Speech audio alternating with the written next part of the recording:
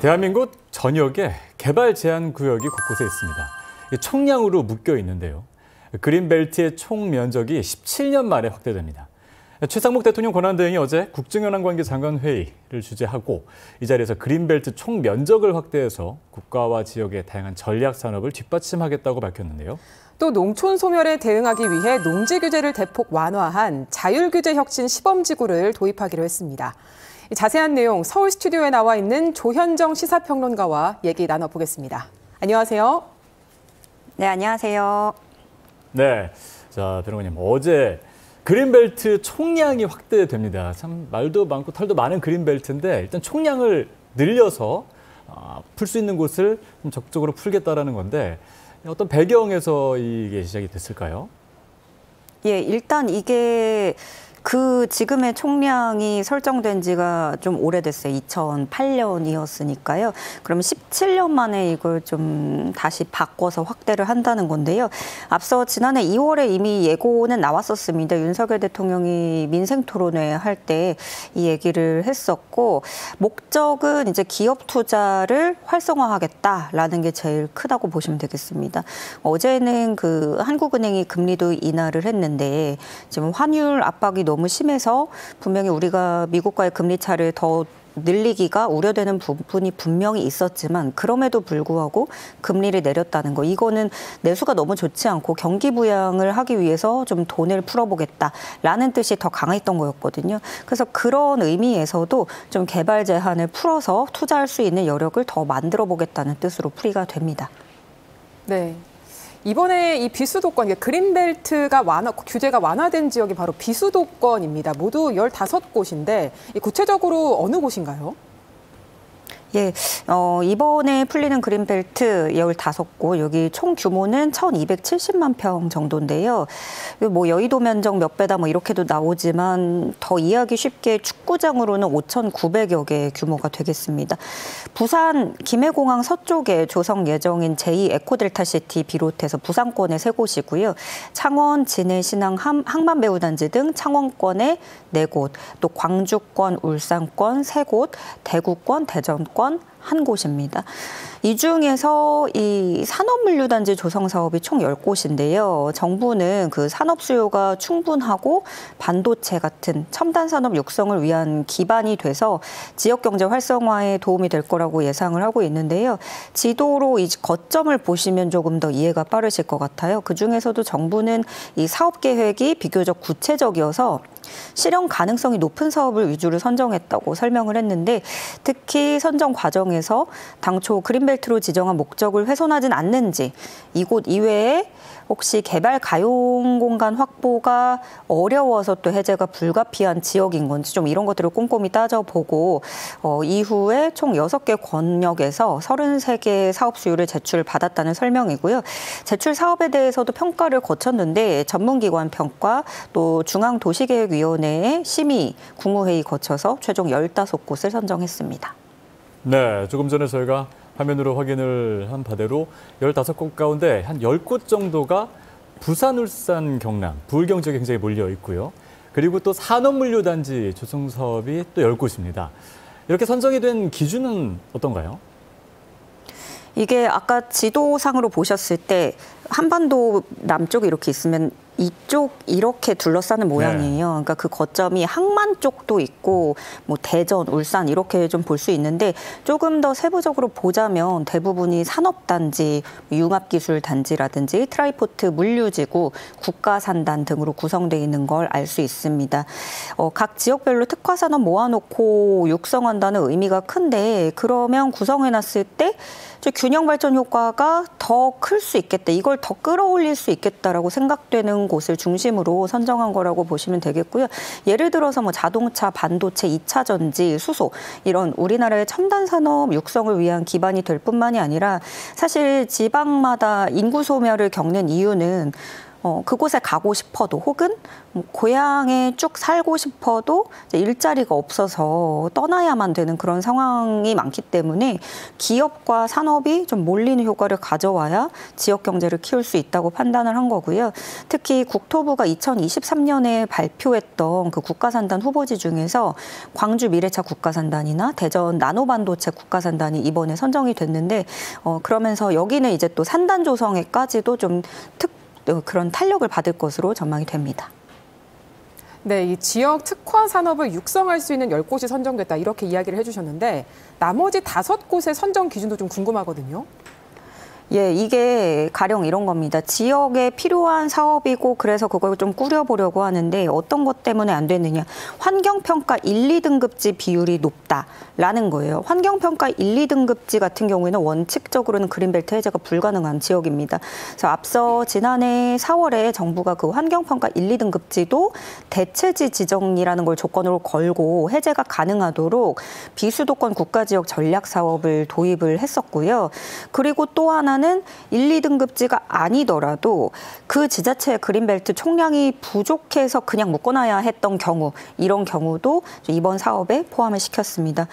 그러면 이렇게 해서 개발을 한다. 이런 곳들은 주민 편의를 높이기 위해서도 뭐 산업기능뿐만이 아니라 여기에 그러면 다른 뭐 복지기능, 공공기능한 그런 복합이 되는 시설을 만든다거나 또 그린벨트를 해제한 대신에 다른 공원이나 녹지를 조성하는 거죠. 그런 식으로 주민들의 복리를 높이도록 한다는 방침입니다. 네.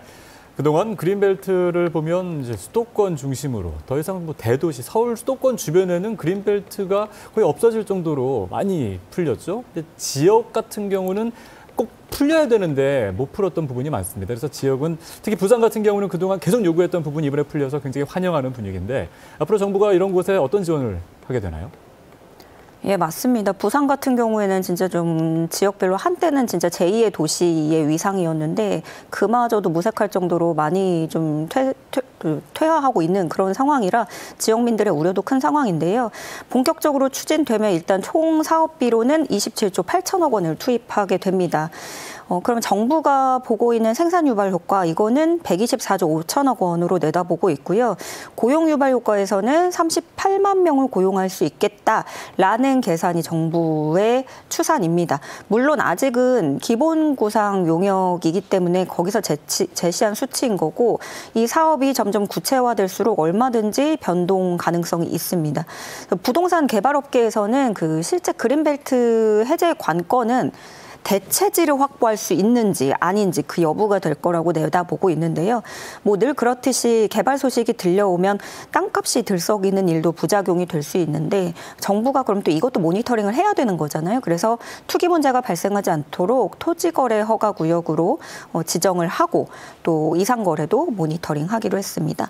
앞으로 각 지자체는 후속 절차 밟기 위해서 공청회, 지방의회, 심의회 걸쳐야 되고요. 또 추가 수요 등을 반영을 해서 여기서 그치지 않고 추후에 2차 선정을 또 추진할 계획이라고 합니다.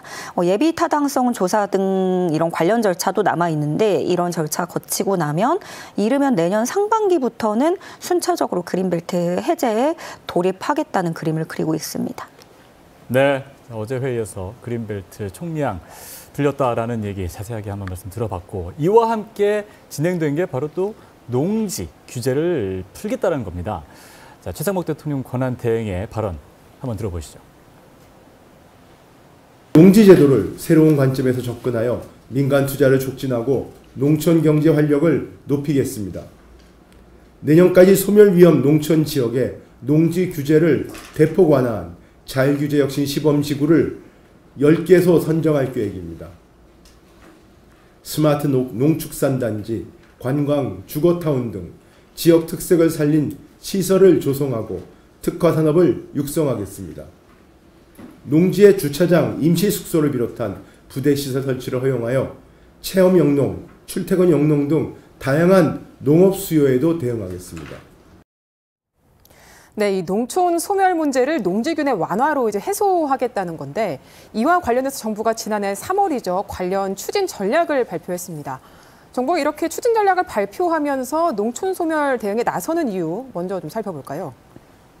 예, 농촌 지역 인구 감소가 심각하잖아요. 그래서 뭐 고령화로 인해서 농촌이 붕괴되는 거는 사실 인근 도시가 쇠락하는 것뿐만이 아니라 좀 미래 우리 먹거리까지 위협하는 그런 상황이 되고 있습니다.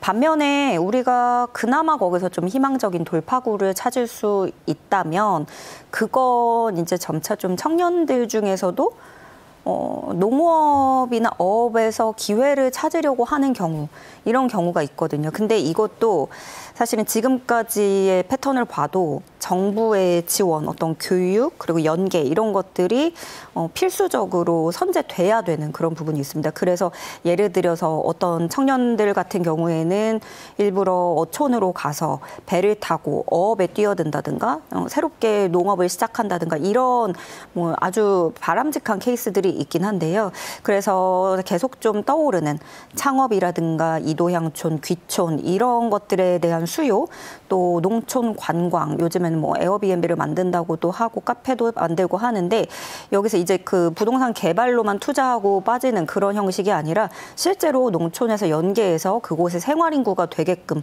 끌어내는 것이 목표라고 할 수 있겠습니다. 네. 자, 이렇게 농지를 풀겠다라는 것. 지금 농지가 전이나 답으로 묶여 있으면 그곳에 작물밖에 심을 수 없지 않습니까? 이런 부분들을 확실하게 풀어서 농지를 잘 개발할 수 있도록 하겠다라는 건데 현재까지 추진 상황은 어떤가요? 예, 일단 농식품부가 발표한 내용에 따르면요, 그 체류형 복합단지 조성에 나서겠다는 계획을 발표했는데, 그러니까 체류형 복합단지라는 거는 영농 체험을 할 수 있는 텃밭, 또 거주지도 있고 교류하는 공간을 연계한 거라고 할 수 있는데요. 그 농촌의 생활 인구뿐만이 아니라 거기에 연루돼 있는 연계된 관계된 인구까지도 늘리겠다라는 구상인 거고요. 그래서 농식품부는 올해 3곳을 이렇게 새로 지정해서 만든다는 겁니다. 그래서 다음 달에는 사업자를 선정하고 오늘 5월부터 컨설팅을 지원할 예정이고요. 원래 앞서서 농식품부가 먼저 제도를 개선하기도 했었습니다. 그 농촌 체류형 쉼터 도입과 또 농지에 수직 농장 설치를 허용하고 3만 제곱미터 이하 소규모 농업진흥 지역 정비 등을 하기 위해서 제반을 미리 좀 준비를 해놨다고 말씀을 드릴 수 있는데요. 그리고 4억 5천만 원을 투입해서 농촌 창업 활성화를 지원합니다. 2028년까지는 40억 원을 들여서 농업 관련한 산업을 직접화한 농산업 혁신 벨트를 조성한다는 구상도 가지고 있습니다. 그리고 동시에 지난해 7월에는요, 그 농촌 빈집 정비하고 관련해서 인센티브, 페널티를 법제화했고 이어서 이번에는 그 농촌 빈집 특별법 제정에 나서겠다는 계획입니다. 네, 아무래도 이 농촌의 경우에는 농촌이 가지고 있는 자원을 활용해서 이 소멸 문제에 대응하는 게 좀 중요할 것 같은데 그런 점에서 농촌형 이 자율규제 혁신지구 추진 방안이 이제 발표가 됐습니다. 이 지구가 필요한 이유 뭐라고 보십니까? 예, 그러니까 농식품부에 따르면 이 농촌 자율 규제 혁신 지구를 먼저 좀 정리부터 정리를 해드리면 농촌 소멸 위험 지역에서 농지와 산지, 농업, 유산 등 농촌이 가진 자원을 적극 활용해서 활력을 높이는 농촌형 기회발전 특구다 이렇게 정의를 내릴 수 있는데요. 그러니까 전략적인 접근을 하는 건데 그중에서도 그 농촌만이 가진 특성을 연계하고 새로운 동력을 만들겠다. 뭐 말로는 이렇게 좋은 얘기들인데 지금도 이 나름대로 지역 거점으로 산업을 지원하는 제도들이 있긴 해요. 그런데 이것이 그 각 지방에서도 그 거점 도시들이 있을 뿐이지 어떤 가지치기처럼 농촌 지역으로까지 이것이 적용되고 뿌리 내리는 것까지는 좀 한계가 있었다. 그것이 현실이었고 그래서 제도적으로 좀 발판을 마련해 보겠다는 의지로 풀이가 됩니다. 네, 기존에 있었던 제도가 잘 적용이 안 되다 보니 이 부분을 좀 적극적으로 추진하겠다라는 건데 그러면 정부의 지원이 좀 달라져야 하지 않겠습니까? 어떤 계획 가지고 있습니까? 예, 일단 그 자율규제 혁신 시범지구 10곳을 선정하겠다는 목표 가지고 있는데요. 지자체와 민간이 먼저 지구 조성 계획을 마련하면 정부는 혁신 지구 안에 농지 소유, 임대, 활용에 관한 규제를 대폭 완화하고 또 기업이나 투자 유치도 비교적 쉽게 이렇게 이끌어낼 수 있도록 제도를 완화하겠다는 방침입니다. 그동안에는 사실 어떤 투자를 하고 싶어도 이런저런 이유로 막혀 있는 것들이 많았고 그래서 막상 그곳에 거주하시는 분들의 답답함 이런 호소하는 경우도 많았는데요. 그래서 농식품부는 이 자율규제혁신지구를 농촌형 기회발전 특구로 지정하고 특례를 적용하기 위해서 법적 근거도 마련할 예정입니다. 그리고 그럼 앞으로 관련 법을 개정을 한 다음에 이제 농촌 소멸 위험이 있는 읍면을 위주로 지정할 계획인데요. 내년까지 10개 시범지구 선정하는 걸 목표로 삼고 있고 그렇게 되면은 이제 농촌 자율규제혁신 시범지구가 일단 내년까지 10개가 목표인데 여기서 또 추가적으로 더 지정될 수 있다는 내용입니다. 네. 자, 이렇게 농지 규제 완화에 대해서 또 살펴봤고요. 조금 전에 특구 말씀해 주셨는데 최상목 대통령 권한대행이 이 특구의 중요성을 강조했습니다. 대한민국의 자율주행 특구, 그리고 좀 전에 말씀하신 농촌형 기회발전 특구 여러 가지의 특구가 있는데 이 특구를 좀 더 효율적으로 개발하겠다라는 건데요. 관련 내용을 한번 들어보시죠. 글로벌 경쟁이 치열해지는 상황에서 지역 투자에 특별한 혜택을 부여하는 특구가 더욱 중요해졌습니다. 이에 부처별 실태 조사와 자율 평가 등을 통해 특구 정비 등 효율성을 높이는 제도 개편을 우선 추진하겠습니다. 부처 간 유사 특구와 재정 지원 특구에 대해서는 심층 평가 등을 거쳐 특구 간 연계 합리화 방안을 마련하겠습니다. 네, 이제 특구가 지역 투자에 특별한 혜택을 부여한다는 점에서 좀 중요하다 이런 이야기인 것 같은데 이렇게 특구 운영의 좀 효율성을 높일 수 있는 제도는 어떤 것들이 좀 있습니까? 사실 이 특구를 이제 산업 클러스터라고도 말을 하는데 클러스터라는 말은 이제 뭉쳐놓는 거잖아요. 그리고 한 지역의 어떤 예외적인 권한이라든가 특례 지원 이런 것들 혜택을 부여하는 제도인데 특구 클러스터 이런 이름은 되게 많아요. 그래서 우리도 정말 많이 들었는데 다만 그만큼의 역할을 했는가? 잘못하면 이게 물론 그걸 조성하기 위해서 예산도 많이 쓰지만 그 후에 이게 수습이 안 된다는 말이죠. 그래서 슬럼화만 되기 쉽기 때문에 신중하게 접근을 해야 되는데 이번에 정부도 좀 특구를 신중하게 지정하지 않고 남발했다면서 좀 실책을 인정하기도 했습니다. 그럼 정책 효과가 컸는가? 그러니까 원래 일단 지역의 어떤 이런 걸 조성하겠습니다라고 말을 하는 건 쉽고 그렇게 했을 때 가장 이목을 끌고 환영을 받을 수 있기 때문에 어느 정도 남발된 측면이 있는데 그럼 정책 효과가 컸는가 이런 지적이 쏟아지니까 정부도 지난해 3월부터 분석을 시작했습니다. 기재부가 연구 용역을 해봤고 또 국회에서도 예산정책처가 분석을 해봤는데 그랬더니 사실상 좀 마구잡이식으로 늘어난 것으로 나타났다라는 겁니다. 예를 들어 보면요. 경제자유구역, 자유무역지역, 외국인 투자지역 이런 곳들이 다 이름에 붙어 있어요. 그런데 이 이름 자체로는 제가 3가지를 말씀드렸는데 다 다르지만 골자는 외국인 투자 유치 활성화를 하겠다. 이 내용은 똑같고요. 그리고 목적도 같은 거고 내용이 유사한 거죠. 그런데 3가지 이름으로 뭔가 그럴싸하게 지금 붙어 있다라는 건데 그럼 특구가 또 하나의 문제점이 뭐냐면 이게 부처 단위로 운영이 되다 보니까 종합적인 조율에도 좀 어느 정도 지금까지는 한계가 있었다라는 겁니다. 이런 얘기는 계속 나왔던 지적이고 또 정부가 이번에 그런 분석을 하면서 이 부분을 인정을 했기 때문에 어떤 후속적으로 여기에 대해서 제도 개선이 필요하다는 걸 인지를 했고 앞으로 정부는 부처별로도 소관 특구에 대한 성과 평가를 한다는 방침입니다. 그렇게 해서 제도 개선 필요성을 우선적으로 검토하겠다고 설명했습니다. 네, 저도 이번에 처음 알았는데 전국의 특구가 2,430곳이 넘는군요. 이렇게 많으면 특구가 특구인가요? 예, 충격적인데 조금 더 효율성을 추진하는 방안을 고민해 봐야겠습니다. 자, 그리고 지역의 투자로 지원 방안이 나왔어요. 1분기 중에 좀 빠르게 추진할 수 있는 과제들을 우선 발표해서 지원하겠다는 건데요. 어떤 것들이 있을까요? 예, 충청남도 같은 경우에는 유일하게 고속도로가 없는 지역이 태안입니다. 이 태안을 안성과 이어주는 도로, 그러니까 장거리 간선도로망을 구축하는 민자 사업을 검토 중이고 전남 같은 경우에는 신안, 해상풍력 집적화단지 평가 절차를 빠르게 추진해서 다음 달 내에 완료하도록 추진합니다. 그러니까 이게 다 3월 안에 좀 절차를 진행하겠다는 게 최상목 대행의 발표였고요.